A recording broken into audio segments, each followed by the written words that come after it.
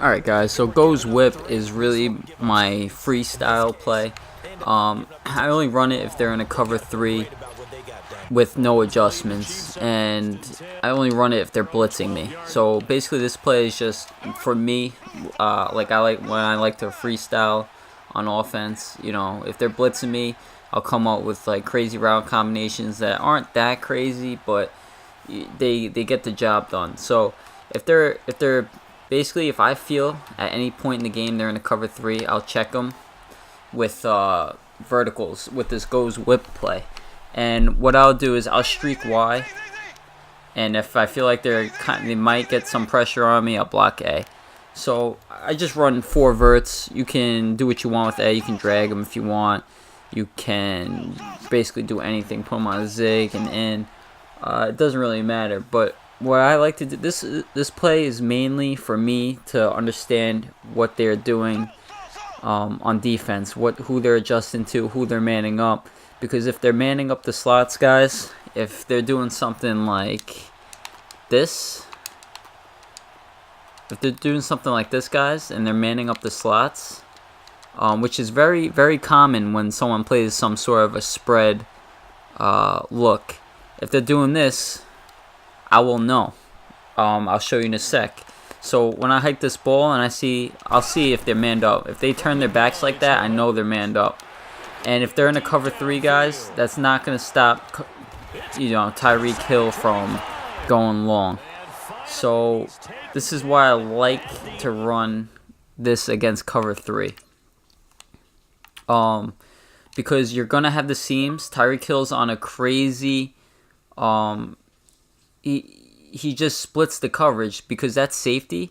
If that safety in the deep blue has to come from right to left, because we know that the left free safety is playing the flats. So this guy right here, this guy over here, he's in a hard flat.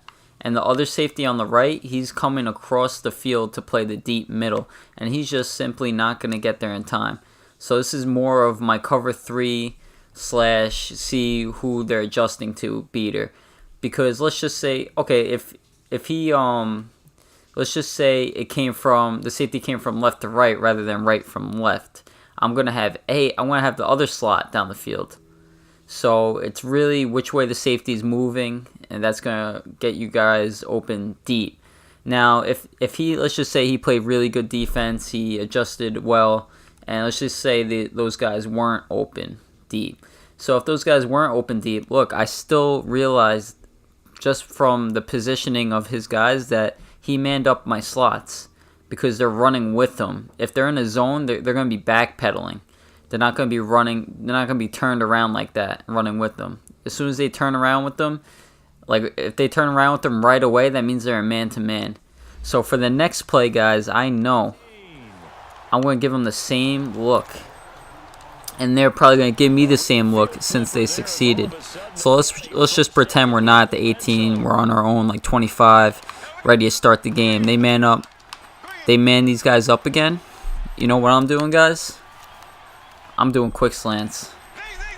I'm pulling Y on a flat, putting X on a slant, blocking my tight end, RB flat, B slant. I'm doing quick slants. I'm making my own quick slants. Because if they manned them up, I'm going to have a quick read right over the middle. Just throw the opposite way, opposite of which side they're using. So if they're going to go to the left, just throw it to the right guy. If they're going, and vice versa. So that's one way how I like to counteract their adjustments by checking them with Gos Whip. Alright guys, so again with a normal cover 3, this is what the Gos Whip's going to look like. You're going to see that the linebackers will start backpedaling, which means they're in hook zones, and you'll realize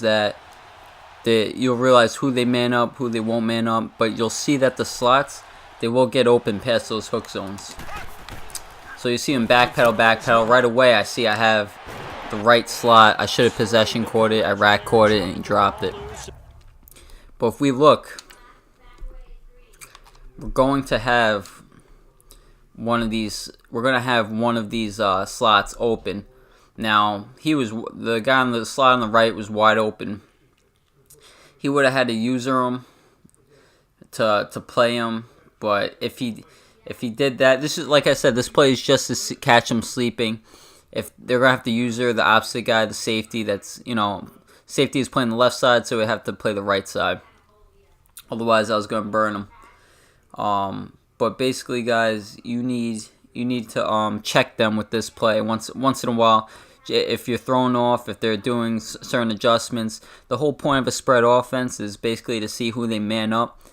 And if once you find that out, you just gotta envision different routes on the field. Get those guys that are manned up away from the play, and then open up your other receivers, such as the quick slant concept I showed you before. Alright guys, so again with this Gos Whip, this is a very interesting play. I really like it. I know it's just the verticals, but this play has a very glitchy stock fade on the outside, which is why I like it. So you definitely want to have a fast receiver on the outside. So if they're in cloud flat and they're pressing you, just put RB on a flat, streak A. You can motion your running back in for extra blocking, make it look like the other plays in this breakdown. And B is going to get wide open. As you can see, it gets wide open right away. We're able to squeeze it in there. If you have a faster guy, he's going to get open faster. Sammy Watkins pretty fast, but that's Tyreek Hill. That's a touchdown probably. But that's one reason why I like the Gos Whip. Now, like I said before, I like to freestyle the Gos Whip. So if they're bringing nickel blitz, they're going to have to baseline. So when you're running a spread offense such as this one, you want to realize when they baseline versus when they don't. If they don't baseline, guys, if it looks like this, the guy's out here, this guy's over here, odds are they're not blitzing you. They're playing coverage D, or they're looking to get block sheds. But if they baseline and they have everyone in, and it looks like they're setting up a blitz, they could be blitzing you. And odds are they probably are, depending on their player tendency. So let's just say they're blitzing you heavy. And based off player tendency, we feel that they're in a cover 2 blitz. They start bringing these guys down, and their user in the middle with this middle linebacker right here. Now, if they do that, guys, we know we're not going to have an out route or anything on the outside. We're going to have to freestyle a little bit. So we're going to have to, what I like to do is, if we assume that the nickelback's blitzing on the left, that's another thing. You want to locate the nickelback. You want to pay attention what side he's on. So right now he's on the left. We definitely know they're probably bringing heat from the left, because we definitely know they're blitzing that nickelback. So I like to put X on the in route, Y on the flat, assuming they're in a cover 2 nickelback blitz. We're assuming that they're playing the middle of the field. I like to block my tight end just for extra protection. And you can do the same thing on either side. You can do the same thing on either side, and it's going to be money, guys. Boom. It's going to be hard for them to hover in a gap and then be able to get over there to make that play. So they're probably going to be hovering opposite the nickelback. We throw to the nickelback side. They're going to have to somehow run over there. Now, even if they're, let's just say they don't leave these guys in deep blues. Let's just say they put them in short zones. This is still going to work, guys. They're going to put them in short zones, and they're going to bring some heat. And put cloud flats on the outside so they don't get absolutely toasted by a streak or something. Those hook curls aren't going to play this route combo. So I'm going to show you that right now. As you can see, you can squeeze it in right there. He dropped it, but they weren't going to pick that.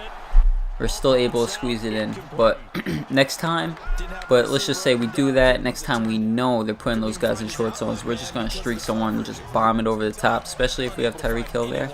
There's no stopping it. Let's just say they bring man-to-man blitz. Someone who does 2-4-5 double A gap, mid blitz, or any man blitz to be exact. Let's just say they press. Now they can blitz you, but this stock fade on the outside right is money. Assuming that they're in man, you can set up some man beaters, maybe a quick slant on the left, drag or something.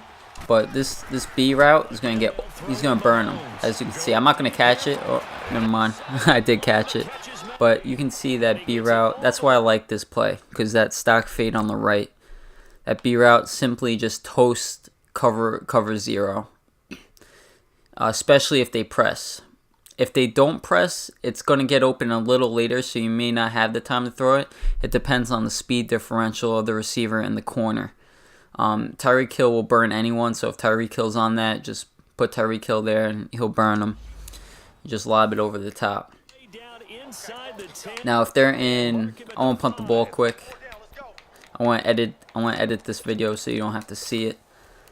All right, so if they're in, we covered a cover 2 blitz, we covered a cover 0 blitz. Now, if they're in a cover 3, cover 4 blitz, this is what it's going to look like.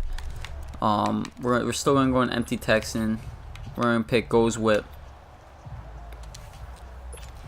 Now, cover 3, cover 4. They're going to be baseline, guys. So if they're blitzing you, they're going to be blitzing this flat. You know, depending on how good of a player they are, they might do something like this. It's going to throw you off. Or they might just, if they're not that great of a player, they might just leave this guy in the flat. They might just leave it how it is. So it might be something like this, and they might play in the middle themselves. But if they do that, guys, and they're base aligned, they're not going to get to that. They're not going to get to the 5-yard out route in time. They're just not. So basically, just pick which out route you think you have the best odds of completing the pass to, and just throw it. Right here, I went to the wide side, and we just let it rip. But this is going off player tendency, and you know they don't have cloud flats on the outside. And again, guys, if you're playing a good player, they're showing cover 3 or the base aligning, bring heat, and it's gonna look like a 2-shot. You gotta read that corner. So if they do this, and they're bringing heat, boom, boom, and they're just turning it into a cover 2 or something, guys. I mean, still, with the route concept I showed you previously, they're going to fold. They can't cover both. So when you hike it, boom, it's wide open, hit a spin. They can't make a play on it. They have to commit to one side right away, because if they don't, you're gonna hit them with a little in route, and they're gonna be upset. So as you can see, guys, I have both in routes. I have that in route, and the other one's right there. Other one's right over here, wide open. So they're gonna have to commit to one side regardless.